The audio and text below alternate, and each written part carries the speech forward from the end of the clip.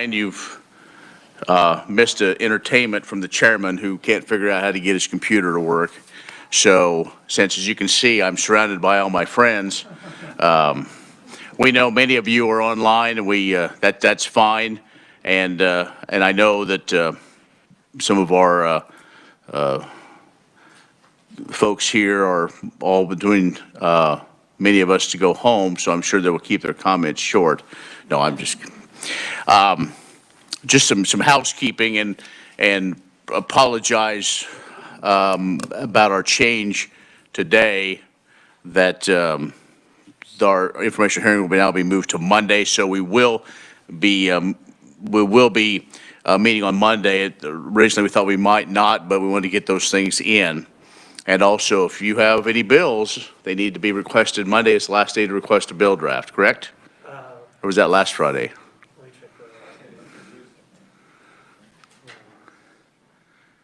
Individuals. Yeah. I believe that's correct. Okay, join meeting. Okay, so we have a pretty busy week again next week. So what we will have today is a hearing, but does anyone else here have a bill introduction? Not expecting any. Anyone?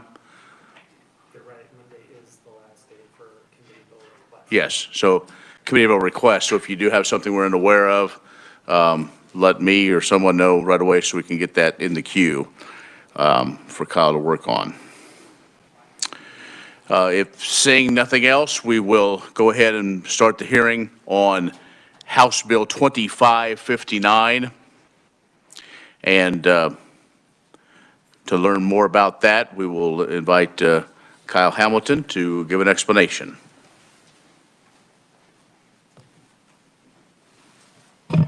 Thank you, Mr. Chairman, members of the committee. House Bill 2559 would create the Kansas Cotton Boll Weevil program. Section 1 of the bill states that the bill's provision shall be known and may be cited as the Kansas Cotton Boll Weevil Act.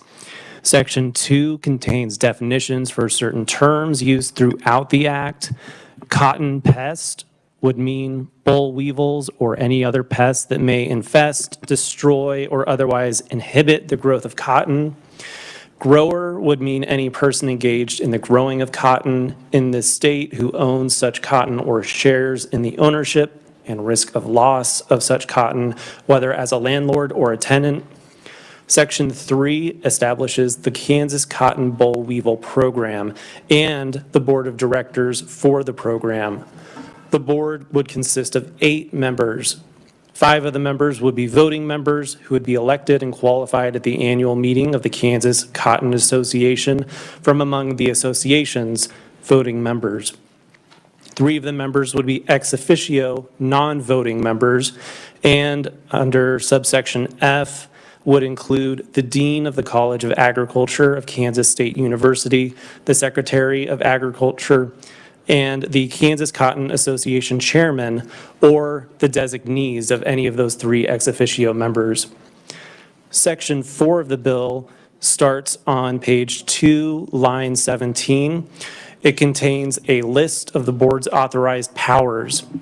Under paragraph 1, the board could establish and implement a cotton pest monitoring plan. Such monitoring plan would include the development and distribution of educational materials and the authority to enter private property to inspect cotton fields for cotton pests and to set and monitor traps. Under paragraph 4, the board could appoint and compensate an administrator and establish an office for the administrator. The administrator could appoint other personnel as needed. Under paragraph 5, the board could enter into contracts as necessary, including for the collection of the assessment levied under section 6. Section 4 of the bill, subsection B, that's near the bottom of page 2, establishes parameters for inspections, including notice and allowing the owner, operator, or lessee of the premises or any representative thereof to accompany the inspector. Under Section 5, the board could authorize the development of an eradication plan if the presence of boll weevils or any other cotton pest is discovered in the state. Such eradication plan would be implemented in coordination with the Secretary of Agriculture. Section 6 would levy an assessment set by the board not to exceed $2 per cotton bale. The assessment would be levied on a grower at the time of deposit at the cotton gin and be remitted to the board as provided in paragraphs B1 and 2. In-state cotton gins serving as selling agents for cotton products would be required to follow the provisions of paragraph 1. The requirements in paragraph 2 for out-of-state cotton gins that serve as selling agents for cotton products would be optional and subject to any contract with the board. Under subsection F, all money collected from the assessments could only be used for the purposes of the Act. Section 7 on page 4, line 10, states that any violation of the Act would be a Class C non-person misdemeanor. Section 8 states that the program or any of the program's activities may be discontinued upon the resolution of the program or activity with approval by the Secretary of Agriculture if the board determines the program or activity is no longer necessary. If the program itself is discontinued, the board must file a final report with the Secretary, including a financial report, and submit the program's remaining funds to the Kansas Cotton Association. The Secretary would then provide a final report to the Legislature. House Bill 2559 would become effective upon publication in the statute book. With that, I'd be happy to take any preliminary questions. Thank you, Kyle. Any questions on this for now? Saying no. Mr. Chair? Oh, yes. Oh, now I see you. Representative Carlin. Thank you. In reading on page 3, I'm just wondering what was the reason, if you know, between the in-state and out-of-state filling agent. The in-state is a shall, everything they shall do, and the out-of-state is optional, and it says such gin may, subject to contract of the board, and the other one says they shall. What was the difference with the out-of-state? From what I understand, there would be an issue of enforceability if the state of Kansas tried to enforce a state assessment on an out-of-state business. And also, from what I understand, it's current practice in the industry for these types of out-of-state gins to have contracts with people inside the state of Kansas. So it's a continuation of current practice, from what I understand. Okay, thank you. That helps. Other questions? Representative Haswood? Thank you, Mr. Chair.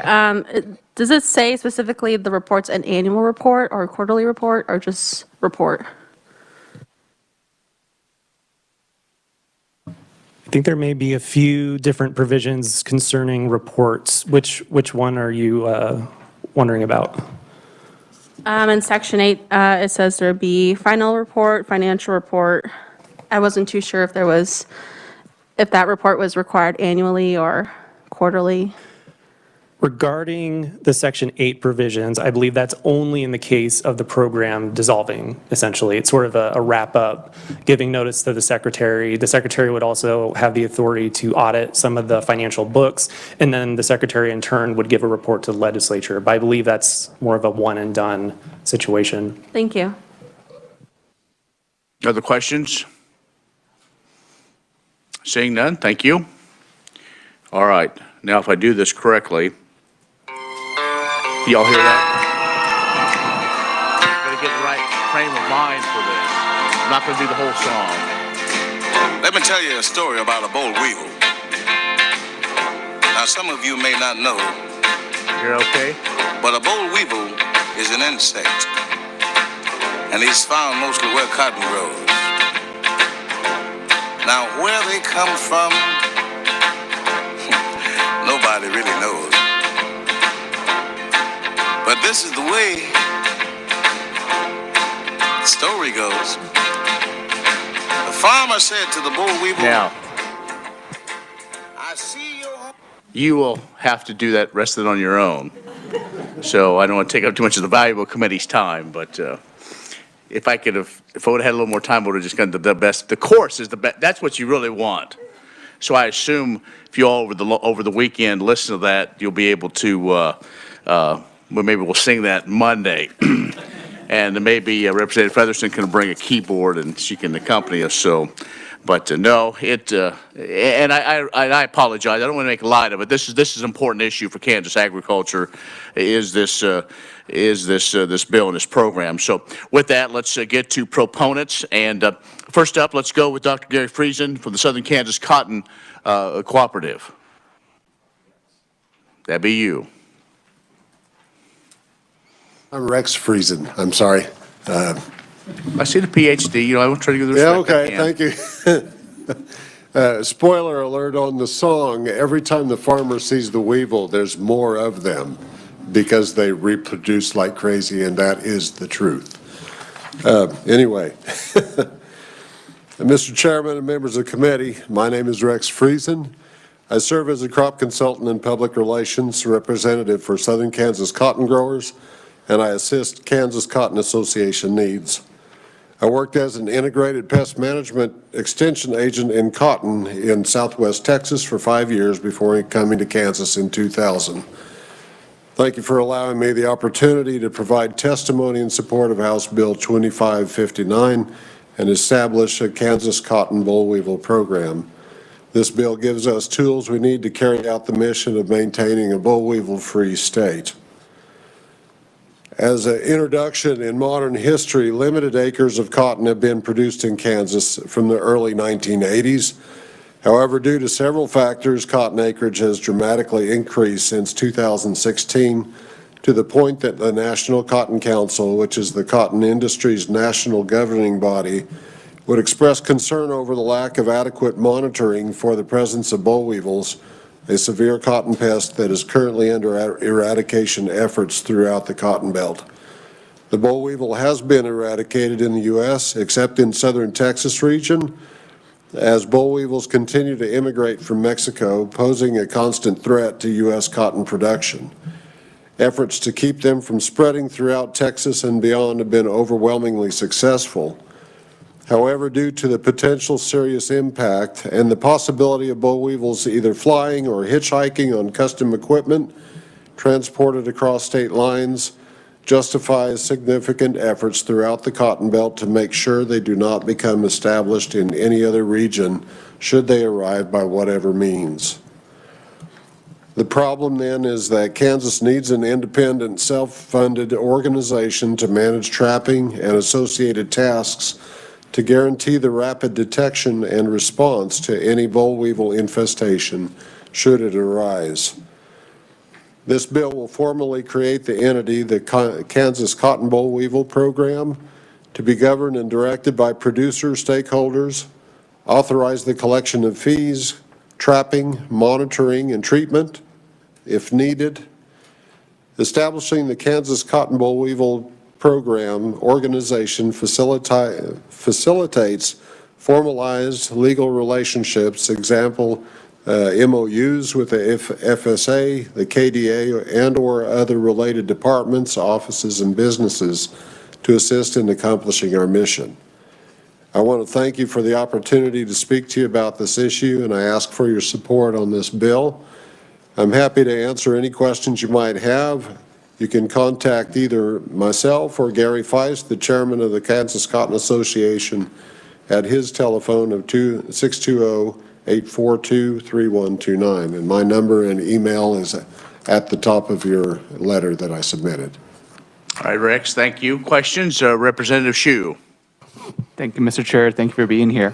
As I understand it, there are currently no active that we know of boll weevil infestations in Kansas. This is just kind That's correct, yes. Can you enlighten myself and the group on what it would look like if that did happen? What does kind of the worst case scenario look like? What do they do to your cotton? What does it do to Kansas? What happens with the boll weevil infestation is the insect knocks off the fruit on the cotton plant. And their biology is one that they have overlapping generations. And once they get established in the field, it's nearly impossible to get rid of them without very costly treatments. Every 5 days is what it comes down to break their biological cycle. And so it's extremely costly to control them, and you'll still have damage, economic losses. So by far the best approach is to get rid of them entirely. And should they get established, it's a very costly procedure to do that. And that's over these last, I forget how many years now, since 1970 something, it has been under eradication in the United States, and it's almost done, but they keep coming in, a few more across the border. They originated in Mexico, and that's how they originally came into the United States and then spread. So we've pushed them all the way back to the southern border right now, and that the government is currently working with the Mexican government to eradicate them there too, but it's a lot harder on that side of the border to get that done. Other questions? When we talk about this, I mean, did this become maybe on the radar? Maybe National Cotton Council will be the one to answer this, but when did it kind of catch the radar of our friends to the south that Kansas needed to participate in this program? As far as, is it because of the proximity of the fields, or say if we weren't, you know, almost in a so much of the cotton is grown just in a tight geographical region? Is that kind of the idea? Because it's close to Oklahoma. Well, the idea is that it's unlikely that we'll ever see them in Kansas, because Oklahoma serves as a good buffer to us, because any equipment, and that's probably the most likely scenario of them coming up here, is harvest equipment from South Texas would come up to do custom harvesting work. They have to certify they're weevil free before they leave that zone, much less move inside of Texas. And then to move into Oklahoma, they have to have certification that they're weevil free. So it's just basically a chain to keep the quality control up for maintaining the fact that they don't have weevils when they come up. And I kind of wonder too, over the years, these last few years, Kansas has been short of harvesters to handle the crop that we have. And we're becoming more and more self-sufficient, so that the need for bringing in custom harvesters, especially from South Texas, I would expect that need to go down. We are becoming very self-sufficient. We don't need many custom guys coming up at all. So that risk is even going less and less too. But the risk is still there. It's slim, but it's there. Okay. Other questions? Seeing none, thank you. Stand by when we have questions at the end if Okay. other people have. Thank you very much. Okay, up next, Riley Aiken from the National Cotton Council. Welcome to Kansas. Welcome to committee. Thank you. Thank you for having me. My name is Riley Aiken. I'm the member service representative for the National Cotton Council. I'm here today on behalf of one of our associate organizations, the Kansas Cotton Association. One of the many roles that the National Cotton Council does is we oversee a couple things regarding boll weevil eradication and post-eradication efforts. That would be overseeing the boll weevil plant protection fund, and we also lobby and try to secure federal funding for the active boll weevil eradication efforts in South Texas. It may seem unwise to bring a lot of boll weevils up into Kansas when the whole purpose of us being here today is to keep them out, but I assure you these will not reproduce. Representative Fairchild, if I could just hand these to you and let you pass them down. So y'all Don't can kind of release get them. an understanding of these little pests that we're talking about. So whenever boll weevil first crossed the border, it was in 1892, and over the course of 30 years, they're loose. That's why we put them in that plastic coating. I'll also want to specify or give a shout out to the Texas boll weevil eradication. They're the ones who provided those weevils for us today, and I'm thankful they're the only state that can provide over a dozen. So anyways, so whenever boll weevils crossed the Mexico border in 1892, over the course of 30 years, they spread across the cotton belt whenever they finally reached the East Coast. Today, after more than 42 years of eradication efforts, I'm proud to say that we have got them to just confined to just a region of South Texas there along the Mexico-U.S. border. And that's kind of what we call our buffer zone. And so boll weevils have been in quarantine for decades now down there. The state, as Rex mentioned, they have cleaning and inspection certificates that they have to get before they can move out of that buffer zone. All states, even though they don't have a lot of active eradication, all maintain some minimum standards, which would include monitoring and trapping, and also having the right to go on and spray pesticides if acres are found to be infested with boll weevils. It's also worth noting that Kansas did not have boll weevils whenever eradication efforts first started taking place. There wasn't a lot of cotton in Kansas, or any to my understanding, so that's why this program never needed to be put in place prior to this. Several states, Virginia and North Carolina, for instance, they've not had any boll weevil for several decades, which is actually longer, or just over 2 decades, which is actually longer than Kansas has had a lot of cotton production. And they have still maintained the minimum standards and have a monitoring system in place. Without active monitoring up in Kansas, we could see boll weevils come back if they were able to reinfest acres and spread from there. Overall, the boll weevil eradication efforts have been 70% funded by cotton producers, the rest by state or federal governments. If anyone has any other questions, thank you for having me today. I'd be more than happy to answer any questions anyone has. So, Questions, Mr. Aiken? Representative Fairchild. Thank you, Mr. Chairman. My question is just in regards to how this is being funded. It seems like it's being basically 100% funded by this new tax or fee or whatever you call it on cotton farmers. When this bill was being drafted, was there any consideration at all of having all or at least more of the funding funded by the state from a transfer from the state general fund? Because right now we do have a very large surplus of money, about $3 billion, and we're having trouble even finding ways to spend that money. And so I just thought that might be something that maybe could have been a better option as far as transferring just a little bit of money so that we're not imposing a new tax or a fee on farmers. I don't know if that was a part of the discussion. I believe Texas still, whenever they do receive some state funding, that's because there's an active eradication in process.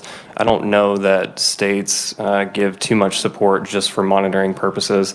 I would have to get back to you on that. I'm sure they would love to have any assistance they can have. They can. So, Representative Murphy. I just had an informational question, I guess. Does maybe our weather, since we're kind of on the north side of cotton country, does that pose any kind of is that an issue with the boll weevils? In other words, would they survive our winters? I mean, obviously it's a lot worse here than it is South Texas. I'm really not certain that they could survive through the winter. I don't know, because in the past, whenever the boll weevil eradication efforts were taking place, I don't know that cotton was ever this far north. That would probably be a better question for Rex afterwards. But still, they could definitely infest some acres and then hitchhike from there across the rest of the cotton belt. Rex, if you want to answer that question right quick, that's fine. Yes, I've had a lot of training in entomology and all that too, so just for FYI, in my opinion, I think they would survive because they're excellent little critters and finding places to hide to pass the winter. If cotton can survive, I think the weevils could too. I don't mean the winters, I mean, that's how they survived in northern Texas and all those other places. Years ago, they said they'd never survive there. And they did. Yeah. They did very well. And I think that we have enough ground litter and enough things on the ground that they can hide. Yeah, I believe they could. Okay, I was just curious. Thank you, Chairman. Other questions? Could you go through the process then? We collect $2, and I believe the thinking was those that were impacted and the groundwork that was laid, I'm sure Ms. Miller will talk about that. was that since it really is, it's a small number of folks and it directly impacts one situation is probably why it is kind of derived from kind of a grassroots type thing, and we can maybe learn more about that. But talk about the whole program. Okay, say if you do start at $2 a bale, what's the dollar amount and what is the process to get it from the state then to the program, and then how will that be fed back? I mean, and again, in reading this bill, I'm just trying to make sure we all have a good understanding of the semantics, and so I don't know if you can answer that, or we'll have Brandy, or do you want to, if you don't mind, just, I think it might give us some clarity as we, as we kind of piece all this together. So, go ahead, state your name and get in front of the mic. Gary's pretty long-winded, by the way, so I'm going to go ahead and sit down, but thank you very much for your time. I appreciate it. All right. If we have other questions, be prepared to come back up. So, Mr. Feist, go ahead and state your name for the committee. Well, I'm Gary Feist. I'm chairman of the Kansas Cotton Association, also gin manager for Southern Kansas, and also a producer. And it's the program is, what we're really charging now is 50 cents. Not, I think the deal takes us to $2 if we need to, but I think last year we collected that on a voluntary basis. We never had any kickback from any producers, and I think we had a surplus of 21,000, I believe, right in there to if we had to go in and spray, and we hope that'll keep building a little. And then the boards, that'll be their duty. If we see we got excess money, they can cut that to nothing for a year, or they can cut it down to maybe 10 cents or whatever they see as viable. And as far as like the Oklahoma deal, I think Oklahoma is, you're talking about that state subsidy, but I think Oklahoma charges producers $2, because us as a gin and at Anthony and Winfield, we collect it for the Oklahoma producers that we gin their cotton, and then we just voluntarily send it back to them. So any other questions? Just Very good.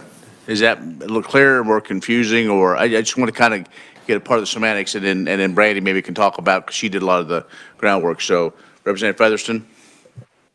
So how much does a bale of cotton go for? A bale of cotton right now is probably the second highest in history. It's about $1.20 a pound. Normally, it's probably from 60 to 70 some cents a pound. Oh, a bale's 480 pounds. Okay, So, thank you. and production's usually, in the dry land, it's going to be a bale and a half, usually to a bale and 3/4. Irrigated to be up there in 2 to 3 bale. All right, up next, Brandy Miller from the Kansas Co-op Council. Brandy, welcome to the committee. Mr. Chairman, members of the committee, thank you so much. I appreciate you coming, given the inclement weather yesterday. As the chairman mentioned, my name is Brandy Miller, and I'm here to provide proponent testimony for House Bill 2559. And I'm here on behalf of the Kansas Cooperative Council. The Co-op Council actually has membership across all cooperative sectors in the state of Kansas, but the majority of our membership is made up of producer cooperatives.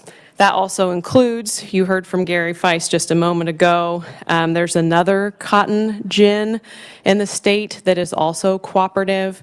And just recently, Plains Cotton Cooperative Association, which is a large grower-owned regional cooperative, they built a new warehouse in Clearwater, Kansas, and they're also a member.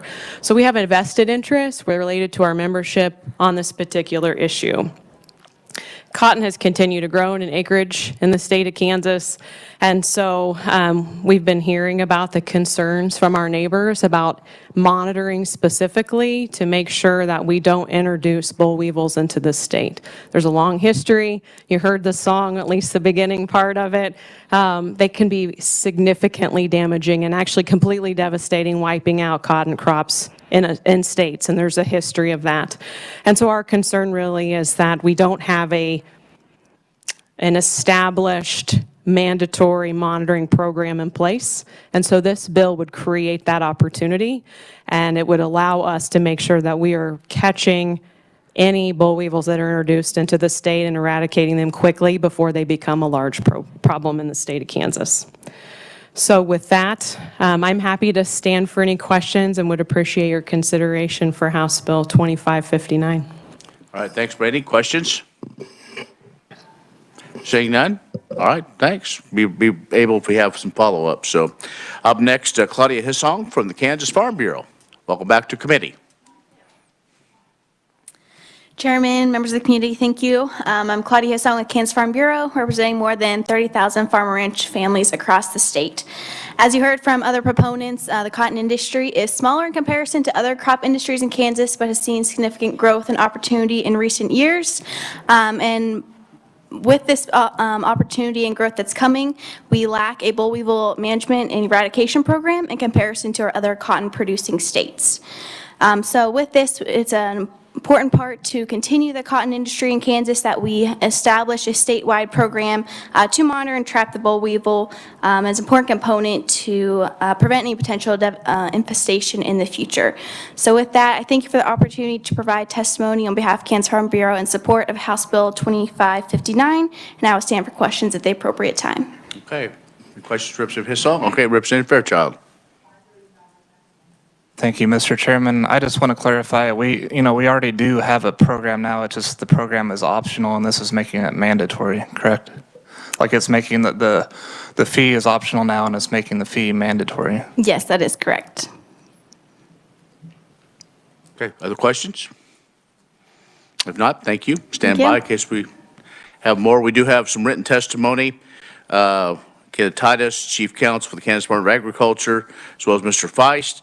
And also, if you do have questions for KDA, Assistant Secretary Kelsey Olson is online, or Deputy, that's it. Deputy Secretary Olson, I'll hear about it next time, is online. So any questions for the department? Okay. Anybody else here to testify as a proponent of this bill? Seeing none here online. I have no opponents. Anyone here as an opponent? Seeing or hearing none. Anyone here neutral? Seeing or hearing none, then that is, we will close the hearing on House Bill 2559. This will be one that we will work next week on Thursday. Also, want to remind you that you will receive an email of the Upper Arkansas River Conservation Reserve Enhancement Program Performance Report. A lot of words. It was emailed to you, and if you want to look that over, you have any questions, we can discuss that on Monday, but if we don't hear any, we assume that that has been accepted as presented.